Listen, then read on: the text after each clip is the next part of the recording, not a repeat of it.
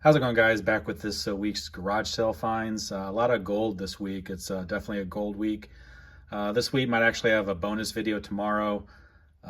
Little story, I met a guy about a month ago who at a garage sale, it was his garage sale, and we were talking, found out he's actually a clock repair person that he's has a shop and everything. And I asked him if he actually comes across any watches, if he collects watches.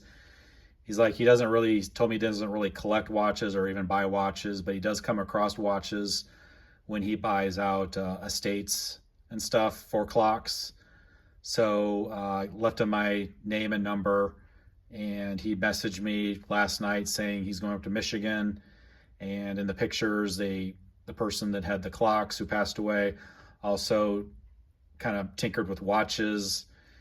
He didn't expect much there. He said a lot of the stuff didn't look the best quality.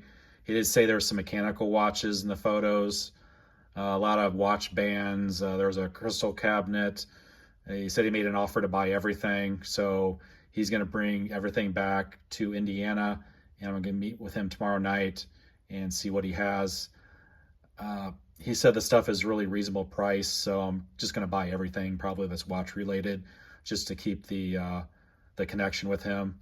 So regardless how good the stuff is, I'll show you guys what I picked up. So back to this week, almost all the jewelry I found, I think actually all the jewelry I found was probably later in the day after 10 o'clock, and I went out at 7:30 this morning. So just kind of shows you that this gold you can still find later in the day, and people, skip by it, don't know about it, don't care, just miss it, whatever. But you can still find gold later in the day. So almost everything was in these bags, and you can see the prices on this type of stuff. $1, $2, $4. Stuff was just in random boxes. So this is all the stuff I picked up. So this pile over here is the sterling stuff. That's just a gold-plated, gold-filled necklace. So I have some sterling stuff over here, some pretty thick sterling necklaces, sterling and like turquoise ring, another kind of big sterling earring. It's only one though. So that's the stuff I processed through. That was in all the bags. All that stuff is not marked or magnetic. So I think all that stuff is just going to be costume.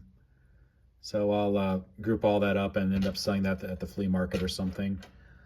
Did find another Rado watch. So this I don't think was ever really worn. It still has the original plastic on the back of it, and the battery's never changed. So the plastic is covering the screws on the back. So this watch was, looks like it was actually sized to the person. So you can see the extra links on the back. But very nice Rado watch, probably from the 2010 to 2000 range. Did find a few watches. Have this Dana Corporation Wittnauer mechanical watch, service watch from 1973. Not the best condition, but it actually is still running. And then found these Black Hills Gold. I'm not too familiar with Black Hills Gold. I'm not sure of the gold content or the stuff on these. Looks like this one is actually missing the crown on it. So this one is actually marked on the back. You can see it says 10K and 12K. So I'm not sure if these total, if this cuff right here is 10 and 12 karat. So I have that, and the top one there.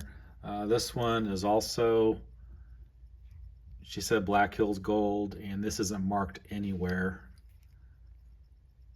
So if anyone's familiar with Black Hills Gold, the gold content on this, if the 10 and 12 karat is just like the decoration, or this entire cuff is 10 and 12 karat, I don't think this one is. Well, it's actually gold underneath there. So Not exactly sure on these. So if anybody knows more about this Black Hills Gold, if these, like I said, the gold content on those, the lady told me that back in the late 90s, maybe 2001, 2000 range, she bought these when they visited, I think, North Dakota or South Dakota. I'm not exactly sure where you buy this stuff at. But she recalled back even then they paid like $400 per watch. So I told her I wasn't familiar with this. I asked her how much she wanted, and she said, how about $10 a piece? So for $10, couldn't go wrong. Took a chance on them. So again, if anybody knows anything about Black Hills Gold, let me know. Some more sterling pieces here. The lady said these belonged to her grandpa, so she looked like she was in her probably 20s and was not, she didn't like the style of ring at all, so she had these out. I think these were in a bag altogether for like $4. So some nice sterling and turquoise rings. That comes out to like $1 a piece on this stuff. The money clip isn't marked sterling. It doesn't look sterling. And I'm not sure if these are actual turquoise or just like imitation. So, and then to the gold. So a lot of gold this week. Again, found all this stuff after 10 o'clock. So all this stuff is marked either 10 or 14 karat gold. Most of these are rings. So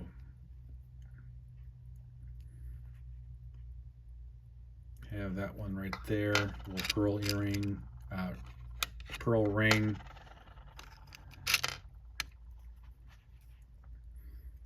Another 10 or 14 karat gold ring there. So this, I'm not sure if I said or not, this weighs almost an ounce. Again, that is with the stones.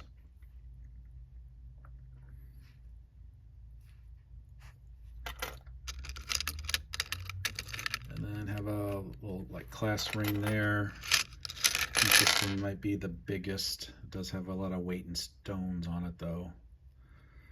So that one's also marked in there, 10 or 14 karat gold. And this one, the stones have been removed already. This little gavel, that's marked 10 karat. And I thought this piece was interesting. So I have this vintage Las Vegas, Nevada little pendant with a horseshoe and a dice. And that's marked down there 14K. So these are this week's garage sale finds video. Like I said, regardless, whatever I pick up tomorrow from Patrick, I'll show you guys what I got. And take care and see you tomorrow.